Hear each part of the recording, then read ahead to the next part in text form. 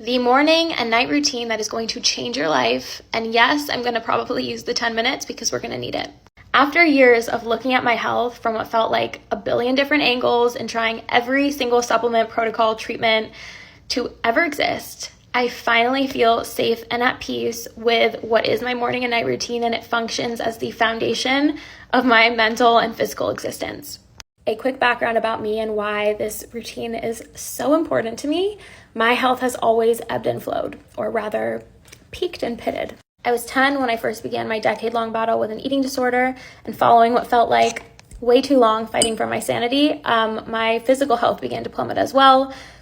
Extreme gut dysbiosis eventually turned into ulcerative colitis, and simply put, my body did not feel like a safe place. Although I couldn't see it then, my sympathetic nervous system, also known as fight or flight, was an extension of myself. It wasn't until I was able to unlearn all of the narratives, everything I was told to do, to buy, to take, that the wisdom of this routine actually poured through me in a meditation. And I call it my Swiss Army knife of wellness hacks because it can do anything. When we encounter fear or regularly exist in fight or flight, it's so easy to lose sight of our inherent human toolkit. And yes, I say inherent human toolkit because I believe that every single person has medicine built inside of them, and it's our birthright to know how to navigate our nervous system and find which unique practices best resonate with us. So why can't we achieve this healing in the sympathetic state? Because fight or flight is survival energy. It's part of our inherent human toolkit, but it exists for those emergencies, and it takes up a lot of energy that can be used towards things like thinking and laughing and communicating and creating. We want to move survival energy out in order to let peace in. I believe that the journey to find which nervous system regulation tools resonate best with an individual will always look a little different. But the beauty is that there's so many techniques that exist, and it's part of our nature as ever-changing beings to have flexibility and never instigate more stress on ourselves by forcing rigid and restrictive routines. A regulated nervous system is one that has the freedom to be intuitive and choose. So without further ado, the morning and night routine that I will forever recommend to everybody. It goes as follows. A way to love, a way to clear, a way to celebrate, a way to feel, a way to be. You're probably thinking, what is she saying? But let me explain that this is the most flexible and intentional way to start and end your day. It works with you, not against you, and it can take 5 minutes or 50 minutes. Number one, a way to love. Love is to human as water is to plants. I believe that it is our life force. It's what motivates us to overcome difficult situations, and it's one of the few things that can exist when other things are being taken away from us. The misconception about love is that we meet it. No, we create it. So the love that I reference in this first part of the routine is none other than self-love. And just as everyone has different love languages for ways that they like to receive from others, I believe everyone has different self-love languages as well. Maybe it's my Leo Venus, but every love language is my love language. So lucky for you, I'm going to share some of my go-tos for this step, but all you have to do is one. I emphasize that. For words of affirmation, you can look at yourself in the mirror and start pointing out things you love about yourself. It seems really silly, but it only takes 30 seconds. You can journal your strengths, something that you feel good about, something you've accomplished, something that's exciting brewing inside of you. You can put on a self-love or future self meditation. These usually have a lot of affirmative thinking. Acts of service, clean up your space, get organized, meal prep, plan your day, pick out an outfit, take any meds, receiving gifts. I'm not saying go buy yourself something crazy, but I do think that investing in yourself is the best investment you can make. So maybe this means ordering groceries or booking that workout class or downloading a new Kindle read. Making a bucket list also counts. Investing in your education.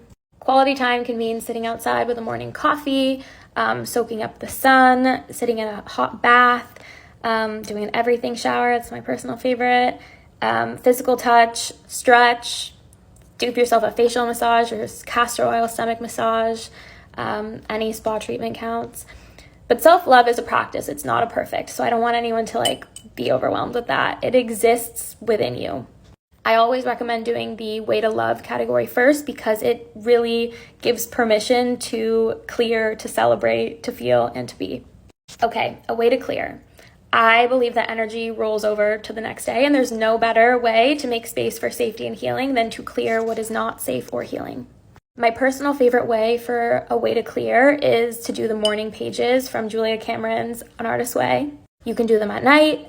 It's just handwritten stream of consciousness writing for your eyes only, and there's no wrong way to do it other than to overthink it. Ever since doing these pages, I've realized that there's always something to say, even when you feel like being silent, and just try setting a 10-minute timer to see what happens. Another way to clear that I love is through sweat. If we are 60% water, and the law of conservation of energy literally says that energy can neither be created nor destroyed, only converted from one form of energy to the other, then letting ourselves rid this water is literally a channel for releasing stagnant emotion. So set an intention, take a hot bath or a shower, and just allow your body to clear itself. This can also mean clearing your space, making your bed, changing your sheets, or anything that resembles release. And again, all you have to do is one.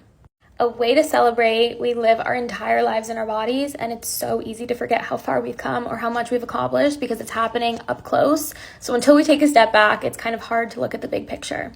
But celebration is in the little things, like the fact that we cooked ourselves dinner, cleaned our room, in my case, the days my stomach doesn't hurt. So my favorite way to celebrate is by playing music.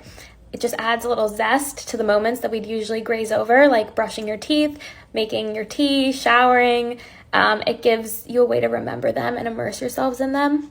I would be lying if I said I didn't have 100 playlists for life's mundane moments, but it just reminds us that it's a celebration to be here and do human things. Other celebratory practices I love are doing gratitude lists, dancing, making my favorite matcha in the morning, having a little dark chocolate and tea before bed.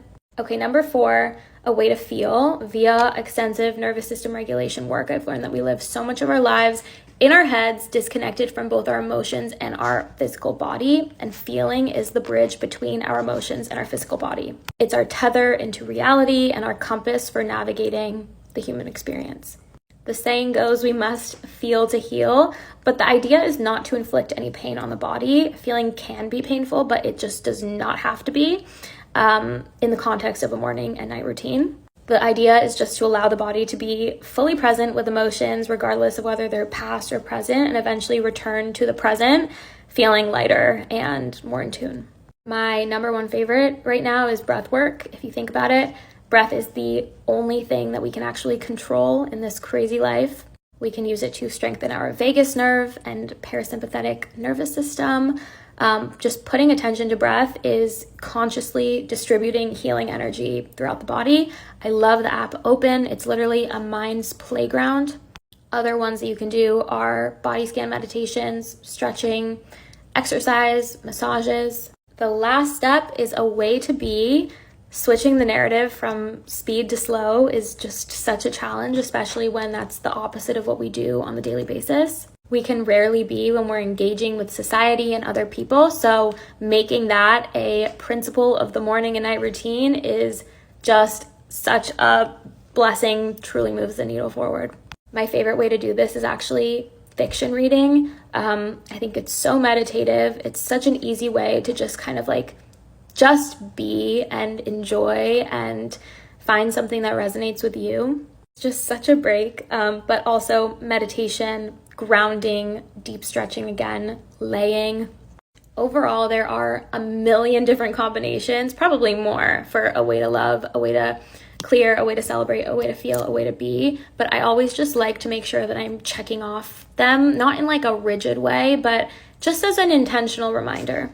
Tonight I had the time, so it lasted quite a bit, but like last night, for example, on the weekends, it was pretty much a 10-minute routine, but I just kind of made sure to brush over all of them, and it makes all of the difference. I hope this resonates. If you're feeling really stuck and confined by your morning and night routines that you think are just doing good things for your health, but you know intuitively they're not, try this. It just is so flexible, and there's so much room to kind of like figure out what is meant for you.